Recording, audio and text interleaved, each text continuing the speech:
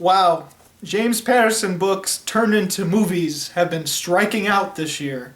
First it was Maximum Ride, and then we got Middle School, the worst years of my life.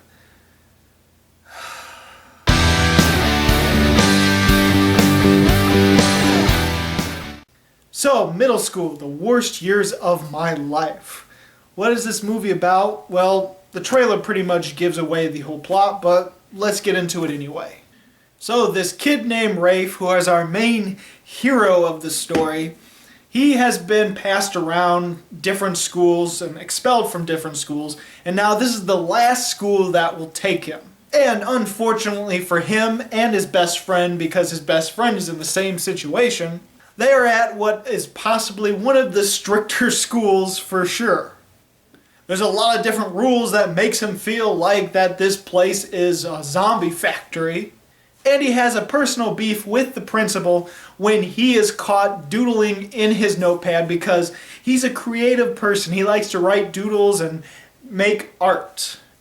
Well, he's caught doodling during this school assembly, and the principal proceeds to take his entire notebook of all his drawings and throw it in a bucket of acid. That's right, it is acid. When I saw the trailer, I thought it was like blue paint or some blue sludge or something. Apparently it's blue acid. Heck, the principal even comments that it's probably unsafe for them to keep a bucket of acid in school, but he does so anyway.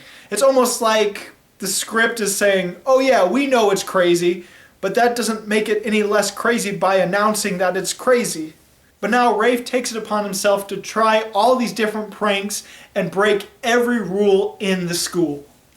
And now we've got Middle School, the worst years of my life. Oh boy. Now, because this movie's about creativity and sticking it to the man and disrupting the establishment. Heck, even the trailers on TV that I've been seeing still playing on different channels. I keep seeing a trailer that talks about how, oh, it's a very creative movie and it's a great film to see with a great message about creativity. Well, because of that, I was thinking, okay, I'm gonna wear one of my shirts that's either a little more cartoony, a little bit more vibrant. I know it's a lot of black shirts anyway.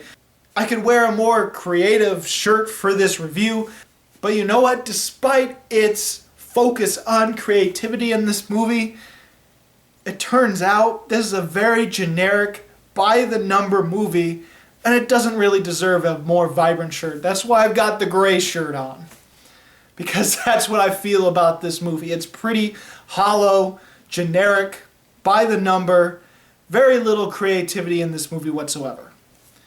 But I'm getting ahead of myself. What do I like about this movie? Well, there's a few things. For one, the animated sequences where his doodles come to life, they're pretty well done. There's some nice animation in it and some creativity in his doodles. But while this is an interesting thing and a good, well done thing, even though the animation is good, they really don't fit in this movie. Every time a big, long animated sequence in the film happens, it doesn't feel like it fits in the movie, despite it being about a kid that doodles a lot and he has a wide, crazy imagination and he's seeing all these things.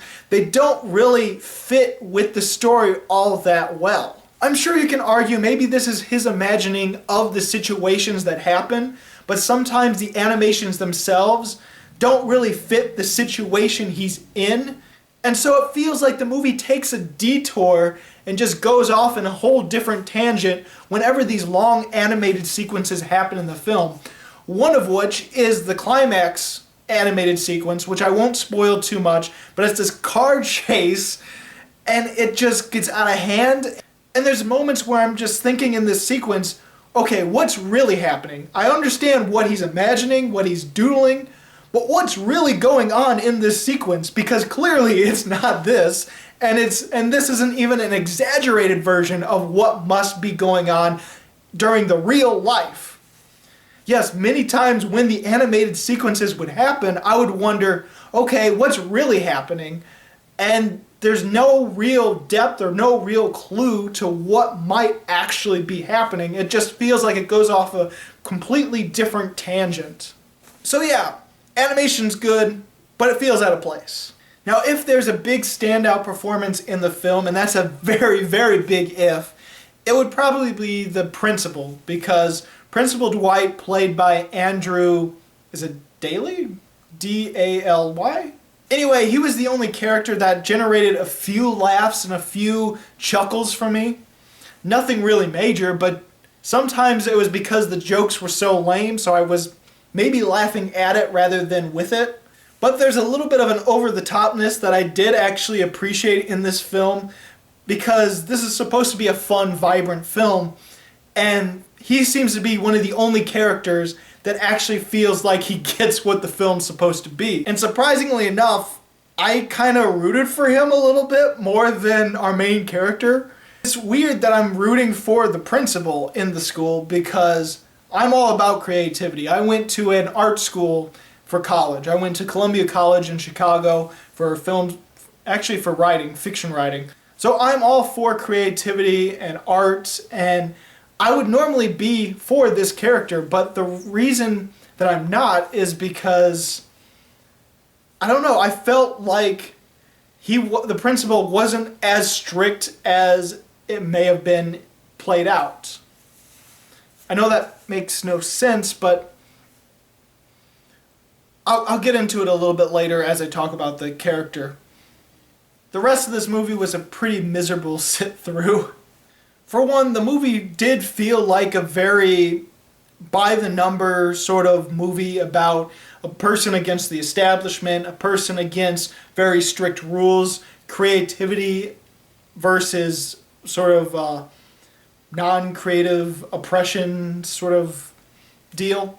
Like, you might think it would be unique, but there have been movies very similar in a very similar, not a very similar style, but a very similar plot line of someone against a big company, someone against a big establishment, something fighting for his rights to be creative. Also been plenty of sci-fi movies and dystopian society movies like that as well. And for the most part, this really didn't feel all that creative, all that mind-blowing. It really felt like just your average kid pranking a bunch of people for a school and to be a fun, vibrant movie, except it doesn't have the fun style that you'd expect from a movie like that. There's just something about it that felt hollow, that didn't feel like it was fun, that felt bland, and I was kind of annoyed with the main character. In fact, I was annoyed by quite a few of the characters, and they didn't even get the school bully right in this movie. Granted, the trailer does reveal that the bully's gonna eventually turn and be on the side of our main character. Trailer revealed it. The trailer reveals that eventually there's gonna be a moment where a bunch of people is gonna be on Rafe's side and they're all gonna do a prank together, which is, of course, the climax of the film.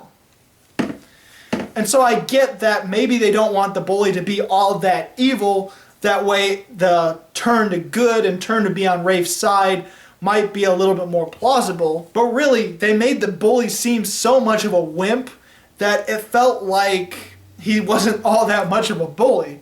All he did was pretty much kick the back of his seat during class. That's all he did, and call Rafe names, call his last name different types of weird combinations. Because the main character's name is Ketchadorian for the last name, and Rafe Ketchadorian, that sounds like he could have been in a Pokemon episode or a Pokemon parody.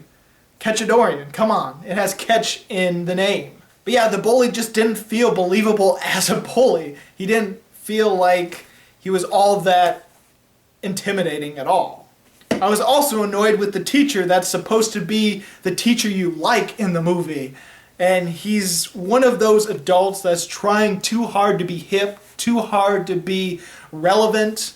And he's talking about rappers, and he was annoying. It was like he was trying too hard to be the cool teacher, and ended up just seeming like the really dorky teacher. And another character I was annoyed with was the little sister, who's the bratty, naggy little sister trying to be a big sister to her big brother and tattle on him and all these sorts of things. The only time they actually seemed to get along was when they were both against the stepfather, or soon-to-be stepfather, played by, what's his name? But yeah, I was annoyed with the little sister more than I sort of understood her. Like, one of the first scenes you see her is she's driving the car, and it shows in the trailer, she's driving the car, or the van actually. She's driving it to the front so that they can all hurry up and get to school. Bit of a control freak, that one. They try to make this little sister smart and a smart aleck, and tries to make her seem like she's always able to one-up everyone. Like, there's one sequence that really doesn't make sense to me, because it's against her and Rob Riggle, and he likes his car. He even has the kids sit on towels so that their butts don't sit on the leather interior. And so he cares more about this car, and so she tries to one-up him because he sprays her dog. And so what she does is she takes the towels from in the car, uses it to wipe her dog's butt, and then puts it in the car, in the leather interior, and she's like, "Joke's on you now." And he's like, "Huh? What?" Because he didn't see what happened. And all I thought while I was watching this scene, it makes it look like she's the one that gets the one-up. She's the one that succeeds. But in my mind, all I'm thinking is, really, the joke's on you, girl, because you're the one who has to sit on the towel. All you're doing is wiping the towel you have to sit on in the car with your dog's butt. So the joke's really on you, little girl.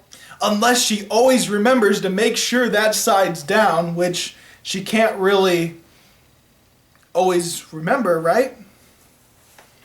I mean, I'm sure it gets moved around by Rob Riggle, and he probably flips it over and stuff, so one day you could be sitting on the clean side, the other day you could be sitting on the dog's butt. She really didn't think that through, in my opinion. Yeah, for the most part, it just seems bland and unfinished. And there's moments in this movie where I'm thinking, how does he pull off these pranks? Clearly, the movie shows that he sneaks into the school at night.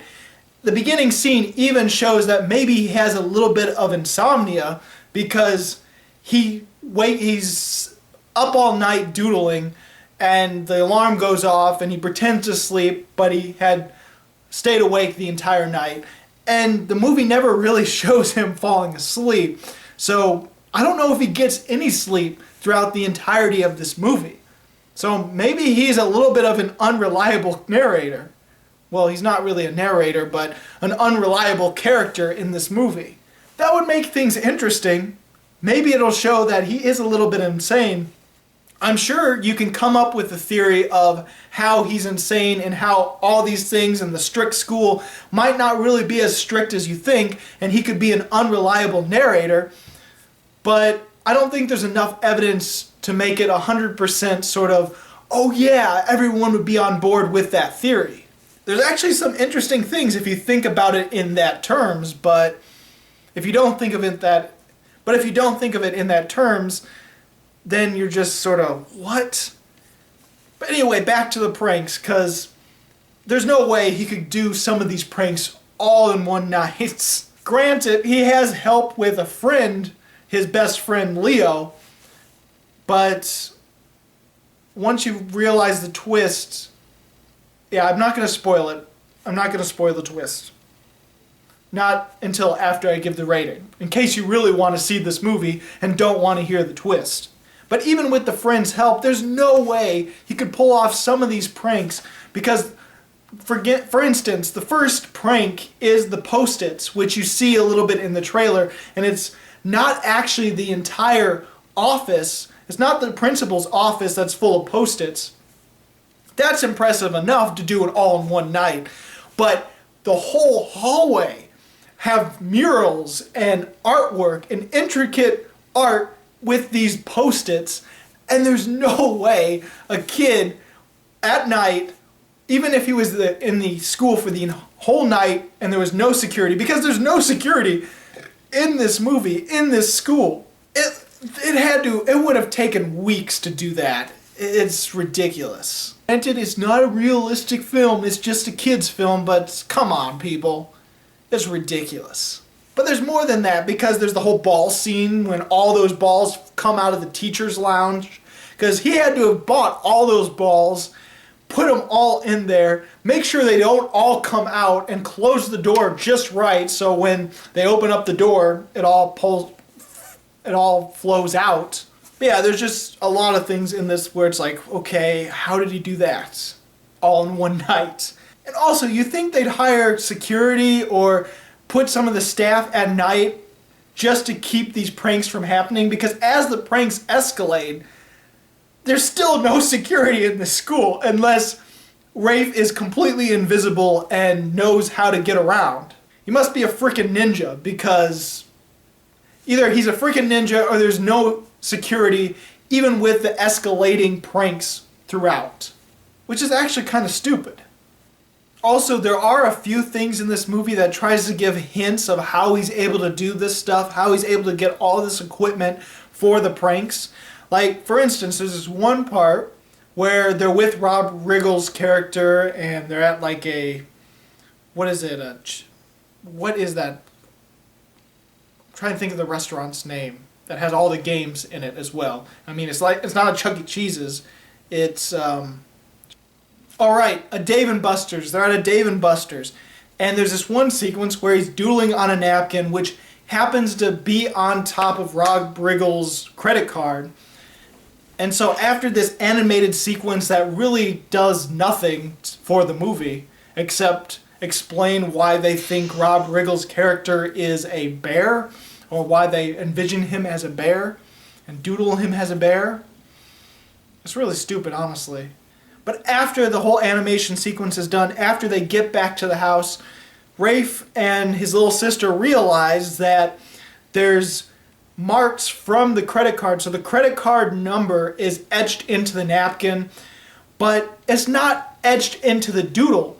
Like, the doodle is on a totally different side of the napkin, while the credit card numbers is on the other side, separate from the doodle. So he had to have physically scratched in sort of like on top of the napkin to get the numbers. What's that called? Where you sort of scribble and then the numbers come up because you're scribbling once something's under. Never mind.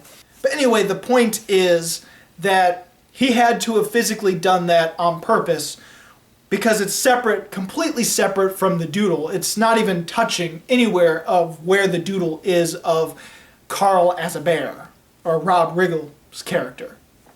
And yet, when they both look at the napkin, they're completely surprised, like, whoa, how did that get there? Which is why I keep thinking of Rafe as an unreliable main character, because he had to have done that on purpose, but he doesn't know, he doesn't realize he did it. So during that animated sequence, was he in control of his actions? Was he imagining something and not realizing that he was etching the numbers onto the napkin?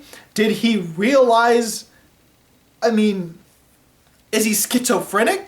Does he have multiple personalities? Is he not in control of his actions when he's in these animated sequences?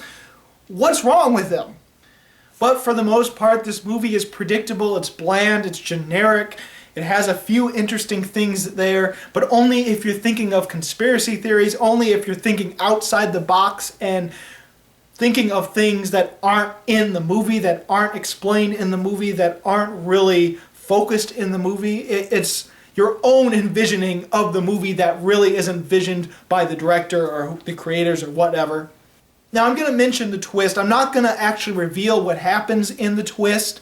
I'm just going to talk about the twist and its implications, just so you get a better understanding if you don't want to hear the twist and if you don't want to hear spoilers.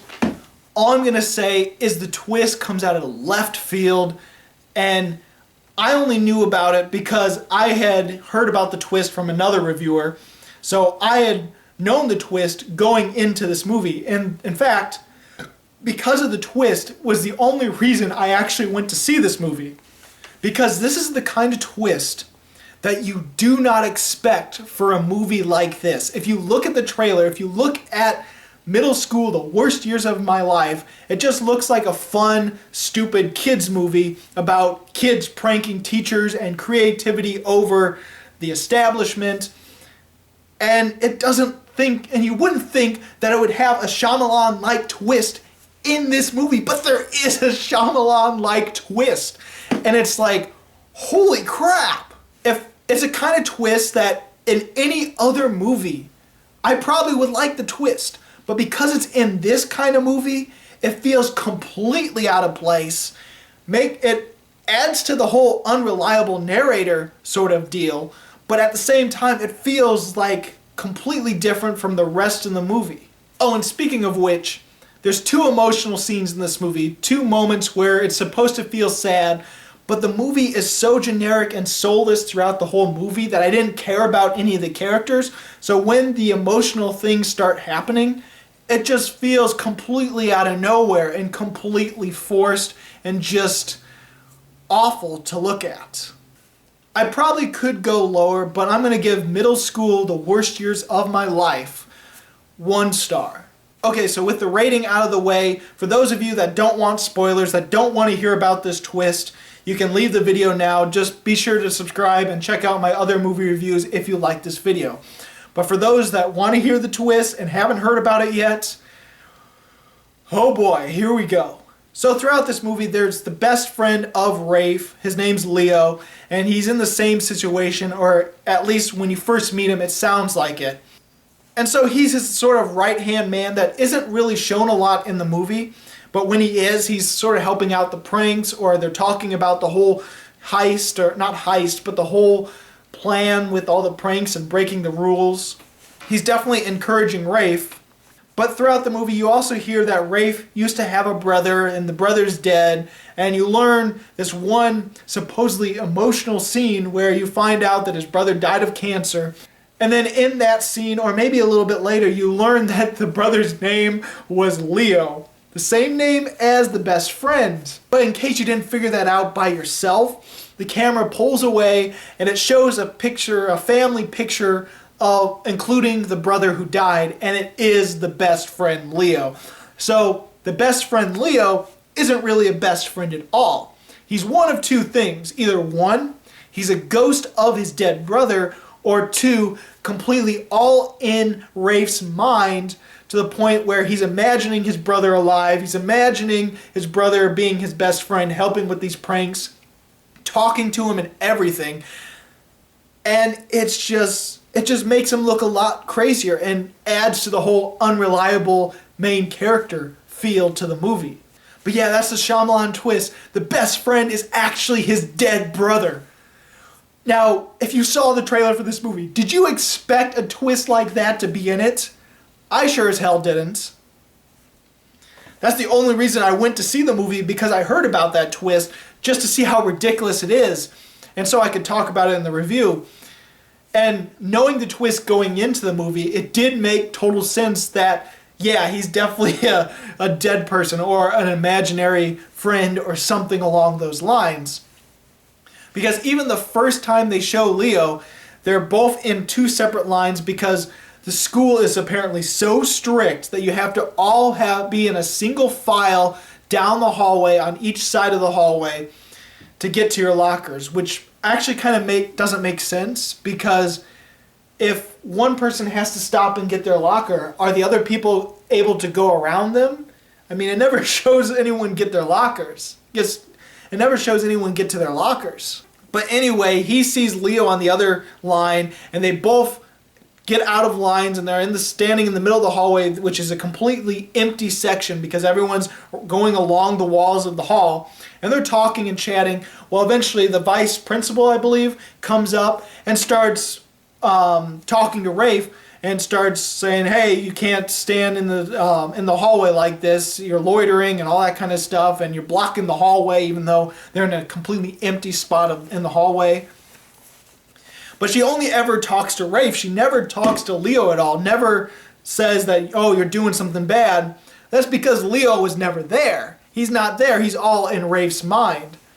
And so there's even the video where apparently the love interest has hacked into the security cameras or added her own cameras in the school. So this middle schooler that is the love interest of our main character has cameras set up throughout the school to catch the pranks because she's actually admiring the pranks and admiring that this person, whoever he is breaking all the rules in the rule book. Yet there's no security cameras for the teachers and the principal trying to catch whoever is doing all these pranks. But anyway, she reveals a tape and reveals Rafe doing one of the pranks, but talking to no one, because this is a sequence when he was talking to Leo, who really isn't there, and so he's talking to himself like a little bit like a crazy person, and reveals that he's doing the pranks for this girl, or wants to break one of the rules because he wants it with this main girl, I mean not main girl, but this love interest. And instead of thinking that he's talking to his dead brother is creepy or crazy, she thinks it's cute. She thinks it's adorable and loves him for it. Oh. In fact, the ending of this movie is when Leo has to depart because Rafe doesn't need Leo anymore, and so Rafe draws him this spaceship, and so it goes over and teleports Leo up, and so his dead brother is going up in the sky and he's waving and saying his goodbyes, and apparently the love interest had seen all of this and still doesn't think he's crazy, still thinks that was adorable for him to do. And also they have their first kiss together right after that sequence. How romantic. I've never read the book, so I don't know how accurate this movie is, an adaptation to it. But there were two other people in the theater with me, one of which seemed to have read the book, one of which seems to be the right demographic for the film because he looks like he's a middle schooler. And after the movie was done, do you know what I heard? Because there was only 3 of us in the theater. The mother asks, "What did you think about it?" And so her son looks at her and he says, "It was terrible." And so the mother didn't want to say it was terrible. Clearly she didn't like it either, and she didn't want to say it was terrible unless her son felt it was terrible, and so once he revealed that he thought it was terrible, she suddenly agreed with him. And so they both thought it was a terrible movie. And she asked, was it anything like the book? And the kid says, it was nothing like the book. So I have no idea how accurate that is because I hadn't read it myself. But it sounds like he might have read the book because she's asking about it. So anyway, did you see Middle School, The Worst Years of My Life? What did you think about it? Go ahead and comment below. As always, this is Bruce Gifford, and this was Just My Opinion.